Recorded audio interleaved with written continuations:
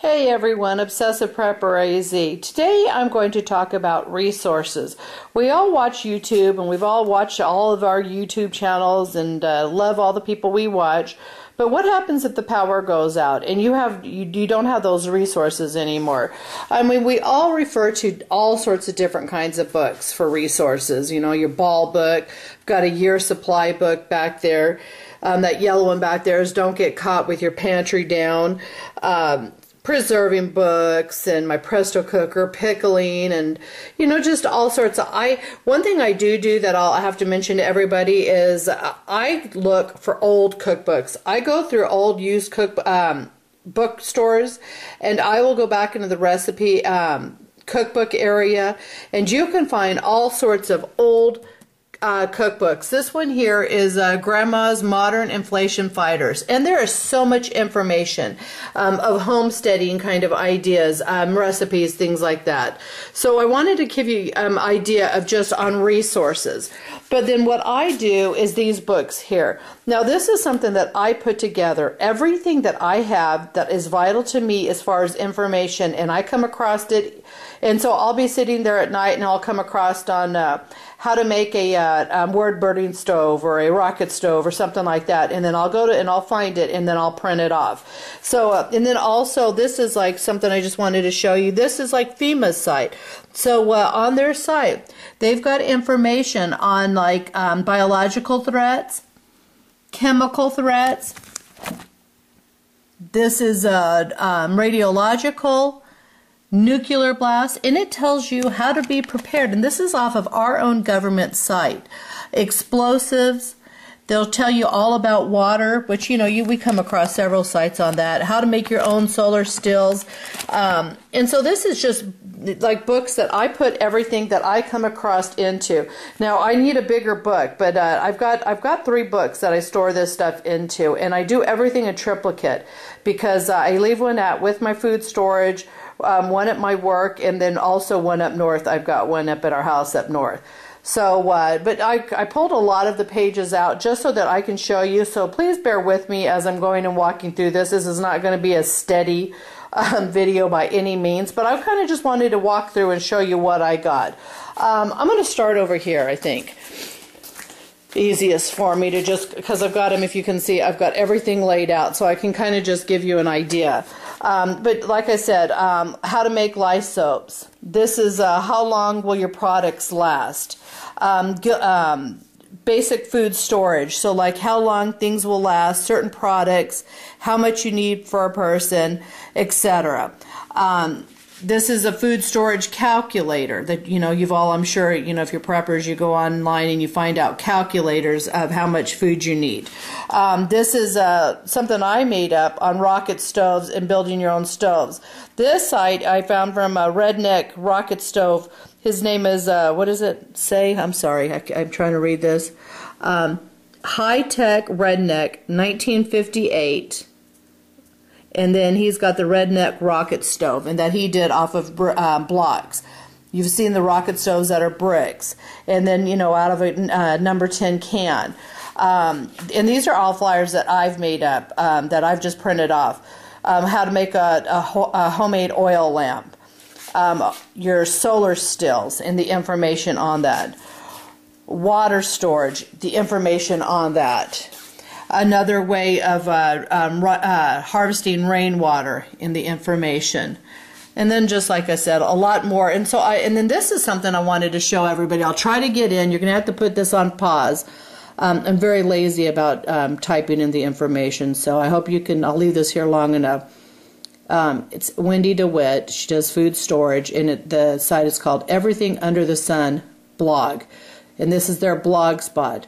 And in this goes through so many different things about bottling meats, solar oven cooking, just a good reference guide. Chef Stephanie, she's from Honeyville, you know, some of her recipes that I pulled off line, and these are for like the mason jars, and then you can see like where I did it, and then I mocked up the recipe and I put my own seasonings in it, and so I added that to it. More meals in a jar recipes. How to harvest rainwater, and this is something that I made up a flyer of my own. Red Cross and their guidelines for just emergencies. Recipe on how to make a homemade laundry soap, and then how to do your powdered laundry soap. This is another calculator, and it goes all the way down to 6 people. So, you know, it tells you, let's go with the wheat here.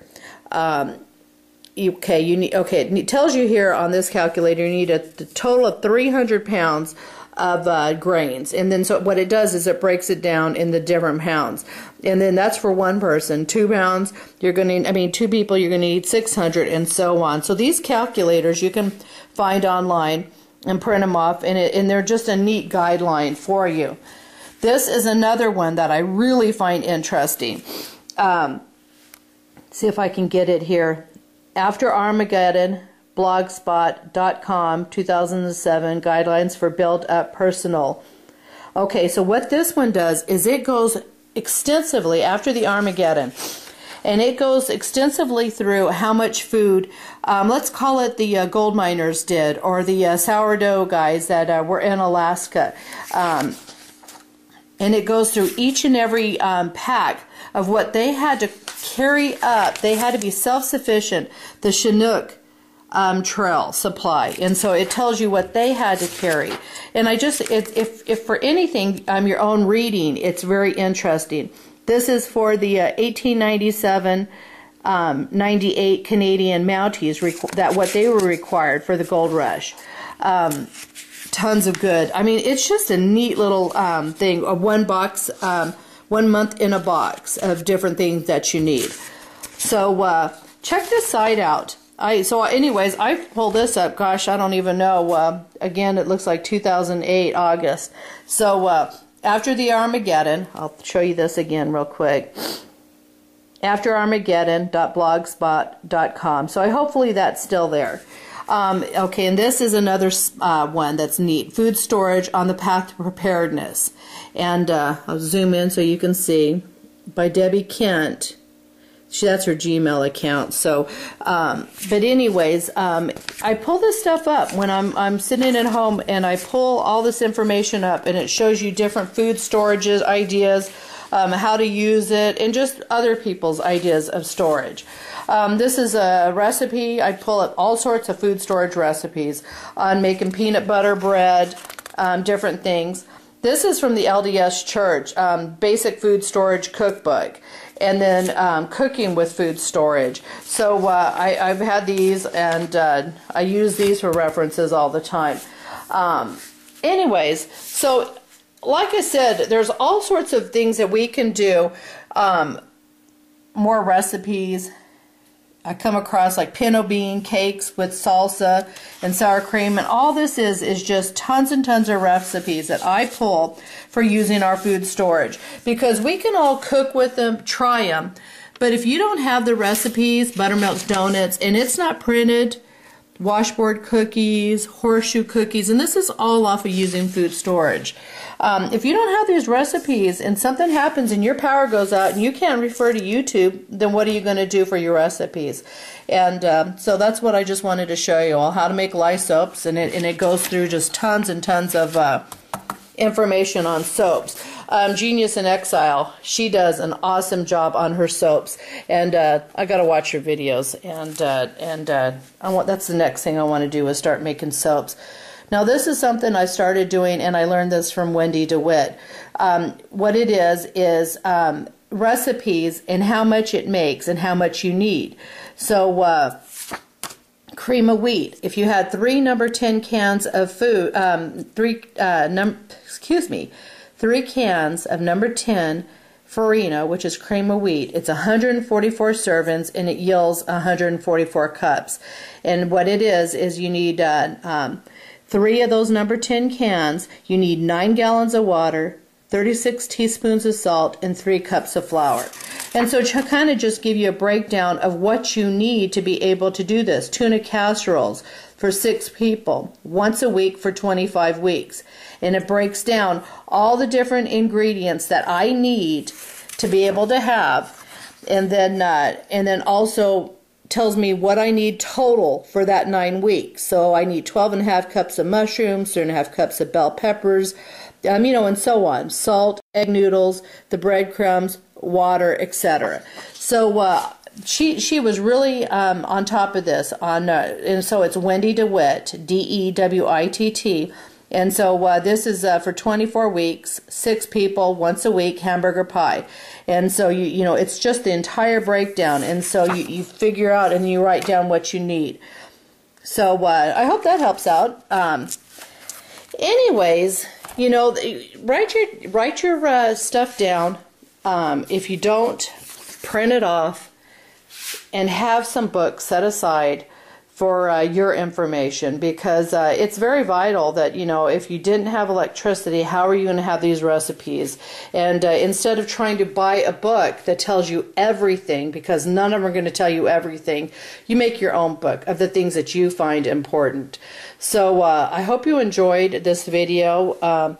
This is a long-term food storage, and I mean, this took me forever to print off, but from all sorts of breads.